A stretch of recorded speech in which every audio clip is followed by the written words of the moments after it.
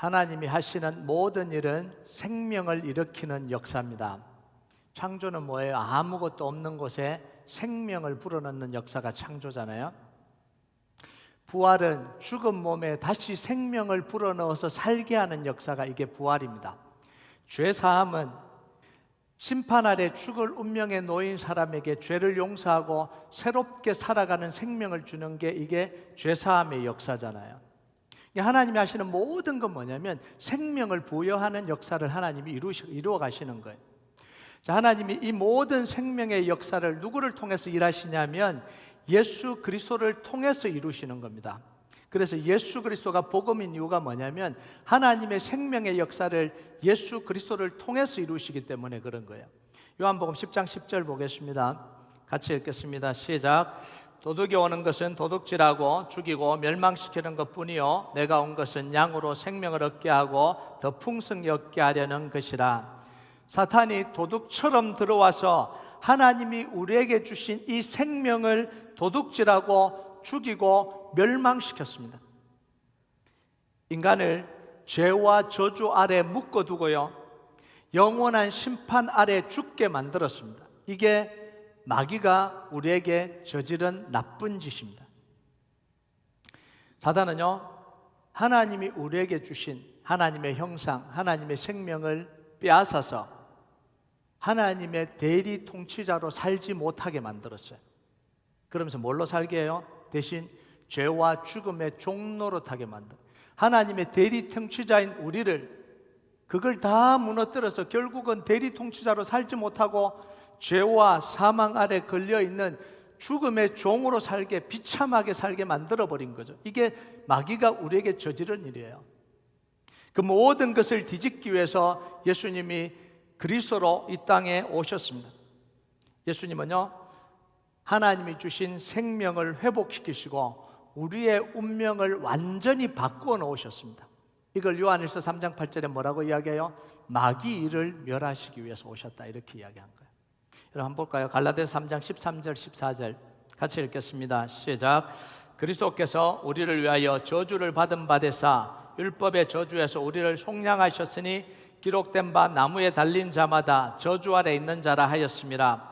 이는 그리스도 예수 안에서 아브라함의 복이 이방인에게 미치게 하고 또 우리로 하여금 믿음으로 말미암아 성령의 약속을 받게 하려 함이라. 예수님이 우리가 받을 저주를 남김없이 다 지고 가신 거예요. 저주의 잔을 거부하지 않으시고 하나님이 맡겨주신 그 저주의 잔을 다 받으시고 십자가에 달려 돌아가셨습니다. 우리가 당해야 될 죄의 모든 대가를 하나도 남김없이 다 지셨다라는 거예요. 그래서 하나님의 공의를 완벽하게 만족시켰습니다. 더 이상 우리가 지불해야 될 대가가 없다라는 이야기입니다. 그리고 예수님 부활하셔서 사단의 머리는 박살이 났고요 우리를 묶고 있는 죄와 저주의 사슬은 완전히 끊어졌습니다. 이게 예수님이 십자가에서 이루신 일입니다. 그 결과 어떻게 됐어요? 하나님과 우리 사이를 가로막고 있는 죄의 담이 모두 다 무너져 내렸습니다. 그러면서 하나님이 주시는 이 생명의 복이 다시 우리에게 흘러오기 시작한 겁니다. 그래서요 하나님은 성령님을 보내셔서 그 생명과 복이 우리 안에서 영원히 머물도록 해주시는 거예요. 흘러 들어오는 이 생명과 복을 영원히 지속되도록 성령님을 우리 안에 보내주셔서 우리 안에 살게 하신 겁니다. 그게 성령님의 내주고 성령님의 인치심입니다. 예수님의 십자가에서 이루신 이 구원은 완전한 구원입니다. 99% 구원이 아니라 완전한 구원입니다. 그래서 그 누구도 우리를 그리스도의 사랑에서 끊을 수 없다라고 선언을 하고 있는 거예요. 완전히 법적인 문제도 해결되고 하나님이 완전히 우리를 구원하셨다는 거예요. 단 하나도 남지 않았다는, 우리의 죄책은 단 하나도 남지 않았다라는 거예요. 여러분, 우리가 구원 얻었다라는 건 단지 죄사함 받고 천국 간다 이 정도가 아닙니다. 생명을 얻었다라는 건 뭐예요? 하나님의 형상이 다시 회복됐다라는 이야기입니다. 하나님의 형상이 다시 회복됐다라는 건 뭐냐면 잃어버렸던 능력이 다시 회복됐다라는 이야기입니다. 하나님의 자녀가 됐다라는 건 뭐냐면 하나님이 주시는 권세가 우리에게 주어졌다라는 이야기예요. 그러니까 잃어버렸던 대리 통치자의 권세가 다시 우리에게 회복됐다라는 이야기입니다. 이걸 베드로전서 2장 9절에 뭐라고 이야기해요? 왕 같은 제사장으로 우리가 부름받았다, 이런 이야기예요. 여러분, 능력 없는 사람에게 능력 밖의 일을 요구하는 건 폭력이에요. 그죠? 능력 밖의 일을 요구한다는 건, 못하는 사람이 자꾸 하라 그러는 건 폭력이잖아요.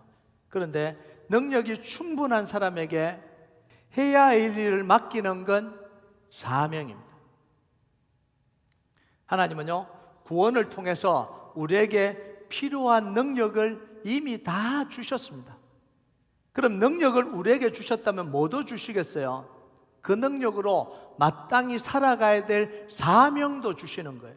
그래서 구원만 이루어지는 게 아니라, 구원을 이루어질 때 동시에 하나님은 우리에게 뭘 주시냐면 사명도 주시는 분이라는 거예요. 그래서 구원과 사명은 떨어진 게 아니라 구원과 사명은 한 세트예요. 함께 오는 겁니다. 나는 구원만 받고 사명은 관계없이 살아간다, 이게 있을 수가 없는 거예요. 구원을 얻었으면 당연히 생기는 게 뭐예요? 사명인 거예요. 여러분, 결혼을 해서 아이를 놓았으면 뭐예요? 양육하는 게 당연히 따라오는 거죠. 그 책임이 당연히 따라오는 거예요. 근데 그 사명이 크게 두 가지입니다. 첫 번째, 일상 속에서 그리스도인답게 살아가는 사명. 이게 삶의 모습에 관한 이야기죠. 구원받은 우리가 어떻게 살아야 되나, 삶의 모습에 관한 이야기고요. 또 하나는 복음을 전하는 사명입니다. 이건 뭐냐면 삶의 목적과 방향, 우리가 구원받고 난 뒤에 어느 방향으로 가야 되냐, 뭘 위해서 살아야 되냐, 이 이야기를 하고 있는 거죠. 오늘 말씀은 뭐냐면 그 사명에 대해서 이야기를 하고 있는 거예요. 이걸 해라, 저걸 해라, 뭘 해라, 윤리적인 이야기가 아니라요, 구원받은 우리가 살아가야 될 사명에 대한 이야기를 하고 있는 거예요. 25절을 한번 볼까요? 25절 같이 읽겠습니다. 시작. 그런즉 거짓을 버리고 각각 그 이웃과 더불어 참된 것을 말하라. 이는 우리가 서로 지체가 됨이라. 여기서 그런즉, 이 단어가 굉장히 중요합니다. 이 그런즉이라는 걸 왜 썼냐면, 너희는 이미 구원을 받았고, 그리고 이미 너에게 능력이 생겼고, 그래서 이렇게 살아갈 수 있다라는 이야기입니다. 그래서 이렇게 살아라, 이렇게 이야기하는 거죠. 능력이 없는데 살아라가 아니라 이미 구원받았고 이미 능력이 주어졌기 때문에 이렇게 사는 게 당연하다라고 이야기를 하는 거예요. 바울은요, 에베소 교인들에게 할 수 없는 일을 억지로 시키는 게 아닙니다. 예수 교회 나왔으니 또 하고 저것도 하세요, 저것도 하세요, 이런 이야기가 아니라는 거죠. 복음 안에서 새 사람이 되었기 때문에 마땅히 살아갈 삶의 모습이 이렇다라고 보여주는 겁니다. 여기서 우리가 이웃은요, 구원받은 지체들을 이야기하는 겁니다. 똑같은 이야기예요. 그러면 구원받은 사람들과 거짓을 버리고 참된 것을 말하라는 건 이게 무슨 뜻이냐라는 거예요. 이건 단지 거짓말하지 말라, 진실만을 이야기를 하라, 정직하게 살아라, 모범적으로 살아라, 이런 종류의 이야기가 아닙니다. 이걸 훨씬 더 뛰어넘는 이야기예요. 여기에 참된 것이라고 번역된 단어는 헬라어로 아레테이아라는 단어인데 그 뜻이 뭐냐면 진리라는 뜻입니다. 진리. 이 24절에 같은 단어가 나오죠. 24절에 한번 볼까요? 같이 읽겠습니다. 시작. 하나님을 따라 의와 진리의 거룩함으로 지으심을 받은 새 사람을 입어라. 여기서 진리라는 단어가 바로 아레테이아라는 단어예요. 자, 그러면 진리의 거룩함을 입은 새 사람을 입은 사람은 어떤 삶을 살아야 되냐는 거예요. 복음으로, 예수 그리스도를 통해서, 진리를 통해서 새 사람을 입은, 거룩함으로 새 사람을 입은 사람은 어떻게 살아야 되냐는 거예요. 하나님의 능력이 회복이 되고 하나님이 주시는 그 사명을 가진 사람은 어떻게 살아야 되냐라는 거죠. 답이 뻔하잖아요. 하나님을 닮아서 사람을 살리고 회복시키고 생명 주고 치료하고 고치는 삶을 살아야 되는 거예요. 이게 맞는 이야기잖아요. 그래서 지체들과 함께 참된 것을 말하라는 건 뭐냐면, 구원받은 우리가 함께 생명을 살리고 회복시키는 삶을 살아가라, 이런 이야기입니다. 여러분, 거짓은요 사람들을 병들게 하고 공동체를 병들게 하잖아요. 근데 진리는 공동체를 살리고 사람을 살리고 세웁니다. 그래서 구원받은 우리가 항상 던져야 되는 질문이 있습니다. 살아가면서 던져야 될 질문이 있어요. 그게 뭐냐면, 나를 통해서 사람이 살아나고 있냐? 이걸 질문을 던지고 살아야 돼요. 나를 통해서 나를 만난 사람이 힘을 얻고 있냐라는 거예요. 나를 통해서 사람들이 회복되고 있냐라는 거예요. 나를 만나는 사람이 구원을 얻느냐라는 거예요. 이건 굉장히 중요한 질문입니다. 우리가 늘 살아가면서 이 질문을 던지고 살아야 됩니다. 근데 우리는 반대로 살아온 거죠. 내가 저 사람 만나서 내가 무슨 이득이 될까? 저 사람 만나면 내가 편하냐 안 편하냐? 저 사람 만나서 내가 뭘 이득을 얻어볼까? 이런 마음으로 살아가잖아요. 세상은 이런 마음으로 살아가잖아요. 그런데 복음을 가진 그리스도인의 생각은 달라야 된다는 거예요. 나를 통해서 사람이 살아나고 있냐는 거예요. 반드시 여러분 질문 던지세요. 누군가를 만나고 나고 헤어질 때 이 질문을 반드시 던지세요. 나를 만난 이 사람이 살아나는가? 아니면 기분 나빠서 갔는지, 나를 만난 이 사람이 정말 힘을 얻고 갔는지 아니면 상처받고 갔는지, 나를 만난 이 사람이 다시 살 희망이 생겼는지 아니면 포기하고 싶은 마음이 생겼는지, 이걸 우리는 항상 생각하고 살아야 돼요. 여러분, 이것만 생각해도 우리 인생은 많이 달라질 겁니다. 저는 늘 이 생각을 하고 살아가요. 생명을 줘야지, 힘을 줘야지, 나눠줘야지, 다시 일으켜야지. 이 생각으로 사람들을 만나보세요. 만나는 게 기쁨입니다. 근데요, 이용해야지, 뭔가 얻어야지, 그러면 늘 괴로워요. 마음이 너무 괴로워요. 만나기도 싫고 너무 괴로워요. 근데 조금이라도 힘을 줘야지, 생명을 줘야지, 살려야지, 나를 만나고 난 뒤 이 사람이 좀 다시 일어났으면 좋겠다, 이 마음으로 만나보세요. 만나는 게 기쁨이에요. 감격이에요. 여러분, 우리가 살리는 삶을 살기 위해서요 해야 되는 게 있습니다. 그게 뭐냐면 영적 전쟁에서 이겨야 돼요. 그 영적 전쟁이 어디서 시작이 되냐면 마음의 전쟁에서 시작됩니다. 이 마음으로부터 시작이 돼요. 자, 26절과 27절 한번 볼까요? 같이 읽겠습니다. 시작. 분을 내어도 죄를 짓지 말며 해가 지도록 붐을 품지 말고 마귀에게 틈을 주지 말라. 이런 모든 일은, 사람의 모든 일은 어디서부터 시작이 되냐면 마음으로부터 시작이 되는 거예요. 좋은 일도 마음으로부터 시작이 되고요, 악한 일도 마음으로부터 시작이 됩니다. 여러분, 뱀은요 아담과 하와의 마음 속에 의심하는 생각을 심어버렸잖아요. 저 선악과 왜 만든 줄 아냐? 하나님 축복으로 주신 선악과인데 너 족쇄 채운 거야. 너 그 밑에 묶어두려고 한 거야. 이렇게 따먹어라. 그러면 하나님처럼 될 거다. 보니까 진짜 먹음직도 하고 보암직도 하고 지혜롭게 할 만큼 탐스럽기도 하잖아요. 저거 따먹으면 하나님처럼 되겠네. 생각이 들어오니까 계속 생각하다가 뭐 하는 거예요? 따먹어버리는 거예요. 마귀가 가인의 마음 속에 아벨을 미워하는 마음을 심어버렸잖아요. 그걸 계속해서 묵상하다 보니까 뭐예요? 아벨 때문에 내 제사를 안 받았구나. 아벨 때문에 하나님이 나를 미워하는구나. 결론이 뭐죠? 아벨이 사라지면 되겠구나. 이렇게 결론이 난다라는 거예요. 그래서 모든 건 뭐냐면 마음의 생각이 들어오고요, 그 생각을 계속해서 이제 확장을 하는 거예요. 계속해서 확장을 하고 그 다음에 결론이 내려지면 뭐 하는 거예요? 행동을 하는 거예요. 그러니까 이 마음의 전쟁에서 지면 우리는 죄를 짓게 되는 거죠. 자, 분을 내어도 죄를 짓지 말고 해가 지도록 분을 품지 말라. 이게 무슨 이야기일까요? 여러분, 희노애락, 기쁘고 노엽고 슬프고 즐겁고, 이 희노애가 네 가지, 이건 하나님이 우리에게 주시는 정상적인 감정입니다. 정상적인 거예요. 기쁠 때 기뻐하고 슬플 때 슬퍼하고 화가 날 때 화를 내고 아플 때 아프다고 하는 건 너무나 자연스러운 반응입니다. 그런데 아픈데도 안 아프다, 슬픈데도 안 슬프다, 화가 나는데 나는 화가 안 난다. 이건 정상적이지가 않아요. 많은 그리스도인들이요, 화를 내면 안 되는 줄 알아요. 슬퍼하면 안 되는 줄 알아요. 그래서 장례식에까지 기뻐해야 된다 이러잖아요. 슬픈데 슬퍼하도록 좀 내버려 두세요. 이게 정상적인 반응이잖아요. 정상적으로 반응해야 됩니다. 신앙이라는 건 뭐냐면 우리의 감정을 억누르는 게 아닙니다. 하나님이 주신 정상적인 감정대로 반응을 해야 되는 거예요.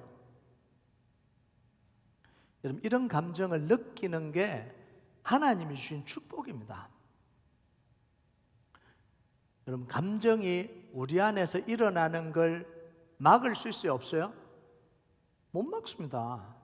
기쁜 거 그냥 기쁨 느껴지는 거고요. 슬픈 거 슬프게 느껴지는 거고요. 기분 나쁜 말 하면 분노가 이렇게 올라오게 돼 있어요. 나 크리스찬이니까 안 올라와요? 올라와요. 이게 정상적인 반응이에요. 자, 그런데 그 감정을 어떻게 다루느냐에 따라서 결과가 달라집니다. 계속 분노를 계속해서 품고 있으면 마귀에게 틈을 준다, 이렇게 이야기하는. 그 말은 뭔 말이냐면 분노가 생겼는데 그걸 계속해서 분노를 묵상을 해요. 그럼 무슨 생각이 들어요? 저 인간 내가 복수하고 말 거야. 기회가 생기기만 해.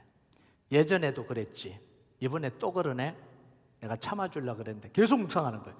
계속 묵상하면 묵상할수록 뭐가 올라요? 화가 막 여기까지 올라옵니다. 그러면서 다음 주일에 만나봐. 내가 꼭 한 소리 하고 말 거야. 농담 섞어서 한마디 딱 던지는데 그 안에 칼이 들어가 있는 거예요. 마귀에게 틈을 준다라는 거예요. 하루 종일 그 감정에 붙들려 있고, 잠을 잘 때도 자지 못할 만큼 머리가 막 아플 지경인데 그걸 붙들고 있고, 다음 날이 됐는데 그걸 떨치지 못하고 계속해서 붙들고 있는 것, 이건 마귀에게 틈을 주는 거예요. 마귀의 밥이 되는 겁니다. 이 생각을 계속하면요, 우리는 계속 마귀에게 먹을 거리를 던져주는 거예요. 계속해서 이 생각을 계속 마음속에 하고 있으면 마귀가 우리 마음속에서 계속 놀이터 삼아서 계속 노는 거예요. 잘한다 잘한다, 그 정도 복수해서 되겠냐, 좀 더 세게 말해라. 그래서 못 알아듣는다, 돌려서 말하면 못 알아듣는다, 직격탄을 날려야 된다. 계속해서 놀이터 삼아서요, 우리 안에서 욕을 만들어가는 거예요. 여러분, 분노가 생기고 미움이 생기고 걱정거리가 생기고 두려움이 생기는 건 당연한 겁니다. 그런데 그걸 마귀의 먹잇거리로 던져주지는 말라는 거예요. 놀이터를 만들어주지 말라는 거예요. 그럼 여러분의 마음에 누가 먹고 쉬어야 돼요? 예수님이 주인 돼서 먹고 쉬어야 될 그 마음에 마귀가 들어와서 마음껏 먹고 마음껏 즐기고 마음껏 쉬도록 하지 말라는 이야기입니다. 그러면 마귀의 노예가 되어서 결국은 누가 시키는 대로 가요? 죄가 시키는 대로, 욕구가 시키는 대로, 분노가 시키는 대로 자기 행동이 나오게 돼 있는 거예요. 자, 그럼 이런 마음의 전쟁에서 이기는 방법이 뭐예요? 구원받은 우리에게 하나님이 주신 특권이 있어요. 구원받은 우리에게 뭐죠? 기도하는 거예요. 하나님께 탄원하는 거예요. 하나님께 도움을 요청하는 겁니다. 그리고 마귀를 대적하는 거예요. 이게 하나님이 우리 구원받은 우리에게 주신 특권이잖아요. 그래서 기도할 때 성령님이 우리 안에서 그 마음을 변화시켜 주시는 거예요. 도와주시는 거예요. 변화가 일어나도록 도와주시는 분이 누구냐면 성령님이 하시는 겁니다. 언제요? 기도할 때, 하나님께 탄원할 때, 하나님께 도움을 요청할 때, 그 마음을 주는 사단의 권세를 꺾을 때 하나님이 우리 속에서 성령의 역사를 일으키시는 거예요. 여러분, 그래서 분노가 생기고 미움이 생기고 걱정이, 두려움이 찾아올 때 우리가 해야 되는 게 뭐냐면 자꾸 감정을 부정하려고 그래요. 이게 좀 신앙 있는 사람들이 뭐 하냐면 부정하려고 그러는 거예요. 두려움하면 안 돼, 미워하면 안 돼, 분노하면 안 돼, 부정하려고 하는 거예요. 사랑해야 돼, 그래도 용서해야 돼, 자꾸 억누르잖아요. 힘도 없으면서. 억누르면 어떻게 되죠? 억누르면 폭발을 합니다. 폭발을. 그래서 부부관계도요, 계속해서 억누르고 있으면 안 됩니다. 억누르고 있다가 어떻게 돼요? 폭발해 버리는 거예요. 목사님, 우리는 안 싸워요. 너무 좋아요. 누군가는 참고 있다라는 걸 기억하셔야 돼요. 네. 너무 좋은 사람은 안 참고 있는 거예요. 네, 그 말을 듣는 사람이 참고 있는 거예요. 그러다가 이게 막 한도가 차면 폭발하는 거예요. 눌러놓는다고 해결되는 게 아니에요. 그럼 뭐 해야 되냐면 그 감정이 자연스러운 거라 그랬잖아요. 그 감정을 자연스럽게 하나님께 드려야 되는 거예요. 변형시키지 마세요. 여러분의 감정을 변형시키지 말라고요. 그냥 그대로 하나님 앞에 올려드렸어요. 처음엔 쉽지 않을 거예요. 인정하고 싶지 않을 거예요. 내가 누군가를 미워하고 있다는 거 인정하기 싫을 거예요. 내가 누군가를 시기하고 있다는 거 인정하기 싫을 거예요. 왜요? 저게 잘났다는 게 인정이 되니까 내가 못났구나 이게 인정이 되는 거예요. 자기 입으로 그 말을 하기가 싫잖아요. 그걸 인정하는 게 자기를 초라하게 만들 수도 있어요. 여러분, 그런데 그대로 인정하고 올려드려야 돼요. 하나님, 제가 이런 감정이 들어요. 비참한 생각이 들어요. 저는 왜 이거밖에 안 되죠? 왜 저 사람 때문에 내가 이 마음을 가져야 되죠? 아파요. 시기도 나고 질투도 나요. 그대로 올려드리라는 거예요. 그러면 놀라운 변화가 일어납니다. 놀라운 변화가. 저도 이게 잘 안 됐어요. 인정하고 싶지가 않는 거예요. 이거 인정하고 나니까 너무 초라해 보이는 거예요. 그래서 인정하기가 싫어지는 거예요. 근데요, 그걸 넘어가야 돼요. 감정을 그대로 다 치료하도록. 여러분, 의사를 찾아가서 자기 병을 감추면 치료가 안 돼요. 다 드러나야 되는 거예요. 다 드러나잖아요. 자, 시편 30편 4절 5절 한번 볼까요? 같이 읽겠습니다. 시작. 주의 성도들아, 여호와를 찬송하며 그의 거룩함을 기억하며 감사하라. 그의 노염은 잠깐이요 그의 은총은 평생이로다. 저녁에는 울음이 깃들지라도 아침에는 기쁨이 오리로다. 이거예요. 저녁에는 울음이 깃들지라도 아침에 기뻐하게 하시는 역사가 하나님의 역사예요. 여러분, 사울 왕은 다윗을 끊임없이 괴롭혔습니다. 끊임없이 두려움을 줬죠. 정말 다 빼앗아 버렸잖아요. 정말 죽이려고 그랬잖아요. 다윗이요, 얼마나 분노가 생겼겠어요? 얼마나 두려웠겠어요? 복수하고 싶은 생각이 얼마나 많았겠어요? 자, 그런데 다윗은 분노에 사로잡혀서 사울 왕을 죽일 수 있을 때 죽이지 않습니다. 왜 그래요? 회복이 일어났다라는 이야기예요. 다윗의 기도를, 여러분 시편을 보면 다윗의 기도는 굉장히 적나라합니다. 하나님, 나를 대적하는 사람이 왜 이렇게 많습니까? 나와 한 떡을 먹는 이 나쁜 인간이 배신을 했습니다. 그들의 일을 뽑아버려 주십시오. 그들의 길을 다 막아버려 주십시오. 악인들처럼 다 망하게 해주세요. 그렇게 쏟아냈다고요. 사람에게가 아니라 하나님께 다 쏟아내는, 다 쏟아냈어요. 다 쏟아내고 나니까 실제로 사울을 죽일 수 있는 그때에 다윗은 뭐해요? 죽이지 않고 하나님이 기름 부으신 왕을 내가 죽일 수 없다. 살려주잖아요. 왜요? 능력이 생긴 거예요. 하나님께 다 쏟아내니까 그 사울 왕을 이길 수 있는 능력이 생긴 거예요. 이건 용서하라 그래서 용서한 게 아니잖아요. 이겨버린 거예요. 여러분, 용서하라고 사랑하라 그러면 억지로 하는 경우들이 많아요. 그런데요, 용서는 언제 해야 되냐면 이길 수 있을 때 하시는 거예요. 이길 수 있을 때. 그 전까지는 용서한다 이런 이야기 하지 마세요. 용서도 안 되는데 뭘 용서해요. 그냥 하나님께 계속해서 고소를 하세요. 저 인간 아직도 잘 살고 있어요. 다리 몽둥이 아직도 안 부러졌어요. 하나님 부러뜨려야지 내가. 상관없어요. 괜찮아요. 그렇다고 부러지나요? 그 사람에게만 하지 마세요. 하나님께 하세요. 그럼 하나님이 나를 치료해 주시는 거예요. 내 상한 마음을 치료해 주시고 이길 수 있는 능력을 주시는 거예요. 여러분, 요셉의 형들은 요셉을 팔아버렸잖아요.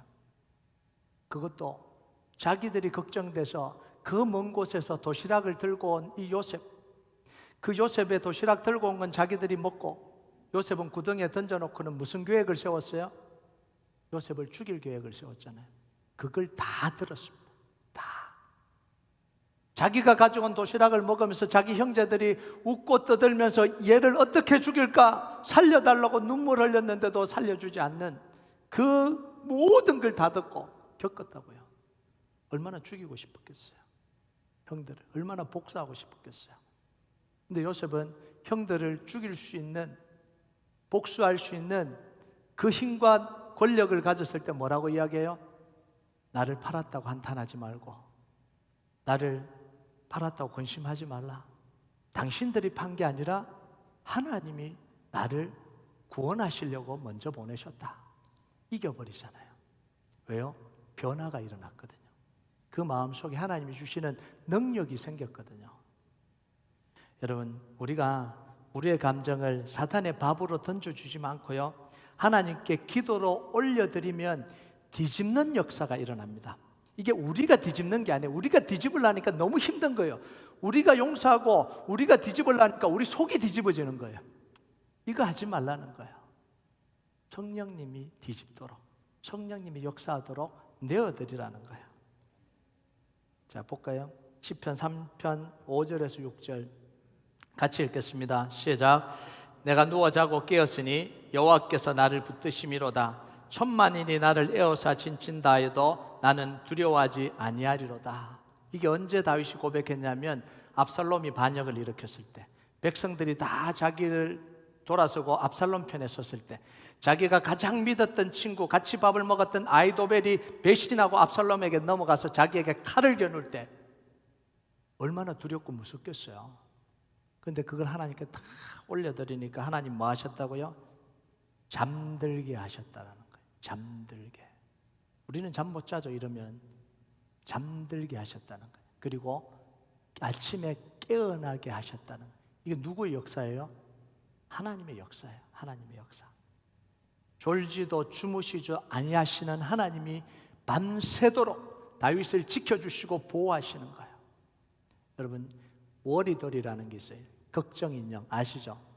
과테말라의 전통 인형인데 이걸 미국 사람들이 아이들에게 많이 하더라고요. 이 아이들이 근심이 있으면 이 인형 보고 걱정 근심을 다 말하래요. 여기다가 다 주래요. 그리고 베개 밑에 넣고 자면 아침이 되면 싹 사라진대요. 말도 안 되는 소리하고 말도 안 되는, 이 말도 안 되는 소리를 하잖아요. 아이들이 하잖아요. 그러면서 조금은 효과가 있어요. 조금만 좀 편해지긴 해요. 근데 이게 말이 안 되는 이야기잖아요. 여러분, 이 인정에다가도 자기 맡겨놓고 자는데 졸지도 아니시고 주무시도 아니고 천지를 주관하시고 다스리시는 하나님께 왜 걱정을 안 맡기시냐고요. 그래서 반드시 잠들기 전에는 하루 동안 있었던 모든 것임을 맡기시기 바랍니다. 맡겨야 돼요. 안 맡기는 건 불신앙입니다. 안 맡기는 건 하나님을 안 믿는다라는 이야기죠. 하나님께 맡겨도 안 된다르기 때문에 그런 거예요. 여러분, 하나님께 맡기고 모든 불면증이 싹 사라지길 주님의 이름으로 축복합니다. 불면증의 대부분은 근심과 걱정이에요. 이제는 불면증 있다는 이야기 못 하겠네. 믿음 없을까 봐. 그런 이야기는 안 해요. 그냥 하루가 지나기 전에 다 맡겨놓고 주무세요. 저는 베개 베고 잠들 때 항상 세 마디를 기도합니다. 하나님 사랑합니다. 하나님 감사합니다. 하나님의 형상이 온전히 회복되게 해주세요. 그리고 잠들어요. 그리고 모든 걱정 다 맡겨버립니다. 그 다음 생각을 안 해요. 하나님이 알아서 하시는 거예요. 여러분 한번 해보세요. 잠들기 전에. 뭐 문구는 다 다르게 해도 돼요. 근데 저는 늘 하나님 사랑합니다. 하나님 감사합니다. 하나님 형상이 다시 회복되게 해주십시오. 그리고 잠들어요. 잠 잘 옵니다. 맡기시기 바랍니다. 여러분, 사단의 역사는요, 한번 들어오면 결국 파괴로 끝이 나요. 파괴로. 그런데 하나님의 역사는 분노와 두려움이 들어와도 살리는 역사로 일어납니다. 이게 하나님의 능력이고 복음의 능력이에요. 왜냐하면 우리 안에 들어온 생각과 감정을 하나님께 쏟아내고 맡길 때 성령님이 우리의 마음과 생각을 붙들어 주시고 바꿔 주시는 역사가 일어나는 거예요. 이게 실제적으로 복음의 능력이라고요. 그래서 걱정이 찾아오는 건 당연한 겁니다. 걱정이 안 찾아오게 할 수는 없어요. 돈 문제, 자녀들의 문제, 뭐 질병의 문제, 뭐 자기 문제, 뭐 진로의 문제 계속해서 찾아옵니다. 그때 뭘 해야 되냐면 사람이 걱정이 찾아오면 걱정을 묵상하기 시작하거든요. 그러면서 내가 돈이 있나? 돈을 어떻게 해결하지? 계속합니다. 어떻게 하면 이 문제를 해결하지? 그러다 보면 이 걱정이 찾아왔는데 내 몸에 완전히 장악해 버리는 거예요. 그러면 내 몸이 병들게 돼요. 이거 하지 마세요. 그럼 어떻게 해야 되냐? 걱정이 생기잖아요. 그러면 이걸 기도로 바꾸세요. 하나님, 돈이 없네요. 하나님 도와주세요. 나가요. 제가 유학생들부터 시작해서 지금까지 올 때까지 수많은 돈 문제, 수많은 어려운 문제, 그거 걱정하고 살았으면 저 병 났습니다. 죽었어요. 근데 늘 생각날 때마다 기도로 돌렸어요. 하나님, 내 교회 아니잖아요. 하나님의 교회잖아요. 돈 문제 하나님이 해결해 주세요. 돈 문제 어떻게 할까? 이게 들어오는 게 아니고 돈 문제 하나님께서 지켜주세요. 올라가는 거예요. 계속. 어떤 날은 하루 종일 기도하고 있습니다. 왜냐하면 하루 종일 찾아오니까 안 그러겠어요? 하루 종일 염려가 찾아오는 거예요. 1불도 없을 때 200만 불짜리 교회를 하겠다고 계약해놓고 왜 안 두렵겠어요? 매일 두렵죠.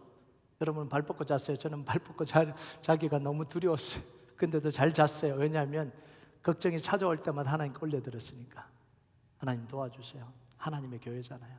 주시면 하고 안 주시면 안 해요. 계속. 이게 첫 번째 해야 될 거예요. 여러분 한번 해보세요. 그러면 여러분 하루 종일 기도하게 될 겁니다. 기도 안 하는 사람들도 하루 종일 자녀들의 문제가 찾아오면 하나님 도와주세요. 정말이요. 그게 정말 우리 삶 속에 능력으로 나타나요. 그리고 두 번째 해야 되는 게 뭐냐면 걱정이 찾아올 때 약속의 말씀을 상기하고 선포하는 거예요. 보혜사 곧 아버지께서 내 이름으로 보내실 성령, 그가 너희에게 모든 것을 가르치고 너희에게 내가 말한 모든 것을 너희에게 생각나게 하시리라. 평안을 끼치노니 곧 나의 평안을 너희에게 주노라. 내가 너희에게 주는 것은 세상이 주는 것 같지 아니하니라. 너희는 근심하지도 말고 두려워하지도 말라. 이게 올해 우리 가정에 주신 말씀이거든요. 걱정 찾아오면 이 말씀을 외웁니다. 그러면 뭐냐면 하나님이 가르쳐 주시겠구나. 하나님이 알려주시겠구나. 평안이 찾아와요. 이때 하나님의 역사가 우리 속에서 일어납니다. 이게 마음 전쟁에서 이기는 겁니다. 내 힘으로 이기려고 그러면 판판이져요. 여러분 싸우지 마시고요. 하나님께 온전히 올려드리세요. 그러면 우리 안에서 하나님이 역사하시는 거예요. 그게 복음의 능력이에요. 여러분 복음을 가진 우리에게 이런 뒤집는 역사, 회복시키는 역사, 살리는 역사가 일어나는 게 정상입니다. 우리가 노력해서가 아니라 복음의 그 능력이 있기 때문에 그래요. 그게 복음의 능력입니다. 여러분 우리가 이걸 경험해야 된다는 거예요. 예전에는 가난한 자들을 멸시하고 그들의 것을 빼앗아서 자기 배를 불렸던 사람들이 복음을 알지 못하는 사람들이에요. 그런데 이제는 오히려 가난한 사람들을 돕고 나누고 선한 일을 하는 사람으로 바뀌어진다라는 거예요. 복음을 알고 나면. 여러분 28절을 한번 볼까요? 28절 같이 읽겠습니다. 시작. 도둑질하는 자는 다시 도둑질하지 말고 돌이켜 가난한 자에게 구제할 수 있도록 자기 손으로 수고하여 선한 일을 하라. 이렇게 바뀌어진다라는 거예요. 왜요? 의무적으로 바뀌어지는 게 아니라 그 기쁨이 뭔지를 아니까. 빼앗는 것보다 세우는 기쁨이 뭔지를 아니까. 내가 가져오는 것보다 나눠주는 기쁨이 뭔지를 아니까 그거 하고 싶은 거예요. 예전에는 말을 통해서 사람들에게 상처 주고 깎아내리고 무너뜨리던 사람들이 이제는 사람들을 세우고 격려하고 위로하는 입으로 바뀌어진다라는 거예요. 여러분 29절을 한번 볼까요? 그 이야기잖아요. 29절 같이 읽겠습니다. 시작. 물어 들어온 말은 너희 입 밖에도 내지 말고 오직 덕을 세우는 데 소용하는 대로 선한 말을 하여 듣는 자들에게 은혜를 끼치게 하라. 이게 기쁜 거예요. 옛날에는 깎아내리고 험담하고 이런 게 기뻤는데 이제는 그게 안 기뻐요. 복음의 능력을 아니까. 내 말을 통해서 세워지는 사람을 보는 게 기쁜 거예요. 나를 만나서 소망을 가지는 사람을 보는 게 기쁜 거예요. 나를 통해서 다시 살아갈 수 있는 이 힘을 얻는 사람을 보는 게 기쁜 거예요. 그게 복음의 능력입니다. 이게 예수 그리스도를 알 때 나타나는 현상이라는 거예요. 이 변화가, 복음이 우리 안에 들어왔는데 이 변화가 일어나지 않을 때 성령님이 뭐 하신다고요? 근심하신다는 거예요. 근심하신다. 분명히 생명이 들어갔는데, 분명히 능력이 들어갔는데 그 능력이 나타나지 않는 우리의 모습을 보면서 성령님이 근심하신다는 거예요. 여러분, 아기가 태어났는데요, 생명이 있잖아요. 아기에게 생명이 있잖아요. 아기가 자라면서 능력이 생기잖아요. 그런데 자라지 않는 아기를 보면 부모가 뭘 느껴요? 근심하잖아요. 분명히 생명이 있는데, 분명히 때가 되면 자라야 되고, 분명히 때가 되면 걸어야 되는데, 때가 되면 나누기도 해야 되는데 어떻게 자기 것만 챙기고 있냐? 부모의 근심이 되잖아요. 마찬가지로 복음이 우리 속에 들어왔는데, 하나님의 생명이 우리 안에 들어왔는데 살아가는 모습이 하나도 성장하지 않는 어린아이처럼 계속해서 빼앗고, 계속해서 불평하고, 계속해서 사람들을 이용만 하는 그런 모습으로 살아가고 있다면 성령님이 우리 안에서 근심하신다라는 거예요. 바울이요, 마지막으로 구원받은 사람, 복음의 능력을 가진 사람들이 어떠한 삶을 살아야 되는지 종합적으로 나열해 놨습니다. 그게 31절과 32절이에요. 같이 읽겠습니다. 시작. 너희는 모든 악독과 노함과 분냄과 떠드는 것과 비방하는 것을 모든 악의와 함께 버리고 서로 친절하게 하며 불쌍히 여기며 서로 용서하기를 하나님이 그리스도 안에서 너희를 용서하신 것 같이 하라. 그럼 이대로 사시길 주님의 이름으로 축복합니다. 그럼 복음 모를 때는 상처 줄 수 있죠. 복음 모를 때는 공동체를 힘들게 할 수 있죠. 복음 모를 때는 다른 사람을 이용해서 내 배를 채울 수 있죠. 그런데 이제는 반대의 삶을 살아가야 되는 거예요. 왜냐하면 우리 안에 복음이 들어왔잖아요. 하나님의 생명이 우리 안에 들어왔잖아요. 여러분, 능력 없는 사람들에게는요, 못한다고 하면, 능력 없는 사람이 못한다고 하면 어떻게 해요? 은혜를 줍니다. 할 수 있도록 도와주죠. 아빠 이거 못하겠어, 도와주잖아요. 아빠 이거 힘들어, 도와주잖아요. 근데 능력 있는 사람이 안 하면 어떻게 하죠? 능력이 충분히 있는데도 불구하고 안 하면 어떻게 하죠? 책망합니다. 책망. 할 수 있는데 너 왜 안 하냐? 아이들도 그러잖아요. 나이가 됐는데 안 하면 이제는 너 왜 안 하냐? 이라고 이야기를 하잖아요. 이게 당연한 겁니다. 그래서 하나님 말씀 안에는 은혜도 있고 책망도 있는 거예요. 은혜만 있는 게 아니에요. 은혜도 있고 책망도 있는 거예요. 여러분, 계시록 3장 19절 한번 볼까요? 같이 읽겠습니다. 시작. 무릇 내가 사랑하는 자를 책망하여 징계하노니 그러므로 내가 열심을 내라. 회개하라. 능력 있음에도 불구하고, 이 라도게아가 능력 있음에도 불구하고 하지 않으니까 하나님이 책망하시는 거예요. 열심을 내라는 거예요. 능력 있는데 왜 안 하냐는 거예요. 하나님이 사랑하시기 때문에 하나님이 회복하시려고, 살리시려고 책망하시는 거예요. 그래서 성경 안에는 은혜도 있고 책망도 있는 거예요. 하나님 우리를 구원하시면서 이미 우리에게 필요한 능력을 다 주셨습니다.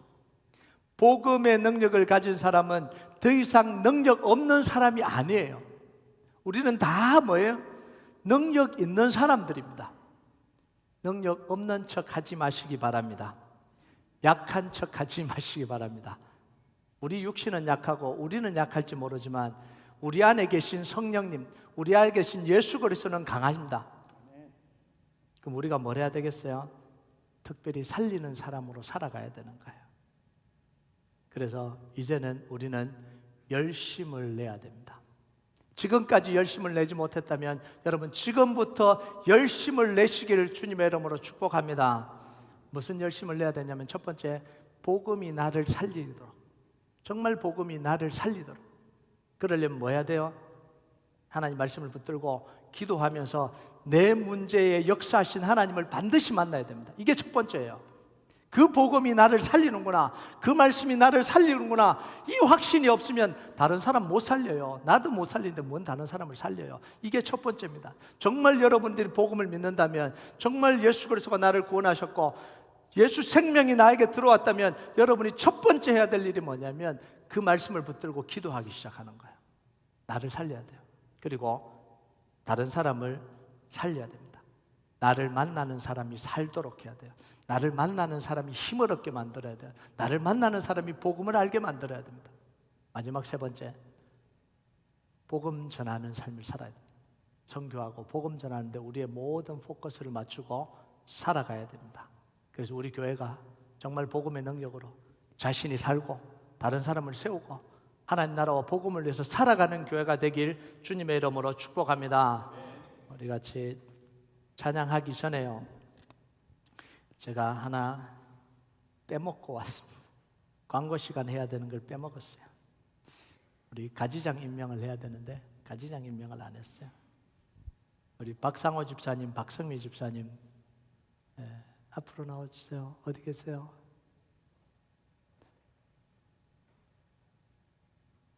요거 하고 찬양하도록 하겠습니다.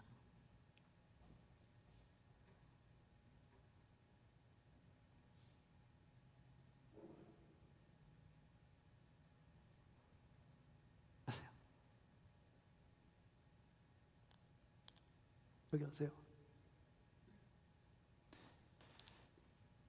박성호 집사님은 출장 중에, 우리 박상호, 박성미 집사님, 위의 사람을 하나님의 사랑과 은혜 안에서 교회 덕을 세우고 성도들을 섬기며 하나님의 교회를 세워갈 가지장으로 임명합니다. 2026년 5월 17일 김기보 목사. 네, 감사합니다. 네, 우리 인사하도록 하겠습니다. 네. 가지장을 임명한 적은 한 번도 없어요. 우리 교회 역사상 그냥 했는데 임명장을 준 적이 없어요. 근데 좀 해야 되겠다는 생각이 들더라고요. 그래서 주지 않은 분들을 위해서 구상을 하고 있습니다. 가지장으로 세울 때 어떤 걸 줄지를 고민하고 있습니다. 그래서 나는 안 줬는데 이런 생각을 하지 마시기 바랍니다. 앞으로 드릴 겁니다. 그래서 이미 하고 계신 분들도 드리고 세울 겁니다. 그래서 여러분들이 그렇게 해주시고요. 우리 박상호 집사님, 박성미 집사님 잘 할 수 있도록 해주시면 좋겠습니다. 우리 함께 찬양하도록 하겠습니다.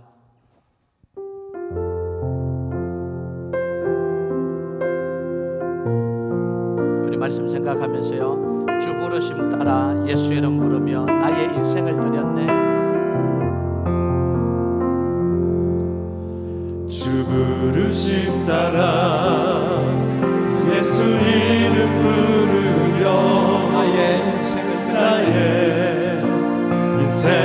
드렸네.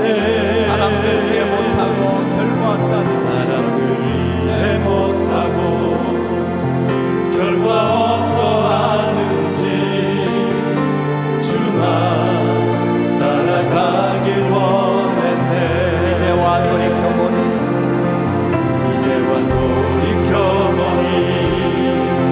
그저 부끄러울 뿐. 모두 다 주의 은혜다. 모두 다 주의 은혜라. 벼랑 끝에 선 나를 주님의 손이 이끌어. 벼랑 끝에 선 나를 주의 손이 이끌어 여기까지 인도하셨네. 하나님 사랑 날 떠나지 않고, 하나님 사랑 날 떠나지 않고 끝까지 사랑하셨기에, 끝까지 사랑하셨기에 오직 예수와 십자가만 바라보고, 오직 예수와 십자가만 바라보면서 나의 생명도 아낌없이 드리길 원했네. 내 노래가 상한 영혼 일으켜 상한 영혼 일으켜 다시 살게 하는 노래가 되기. 주에 올 때 착한 일뿐이라 칭찬받기 나와. 하나님 사랑 날 떠나지 않고, 하나님 사랑 날 떠나지 않고 끝까지 사랑하셨기에, 끝까지 사랑하셨기에 오직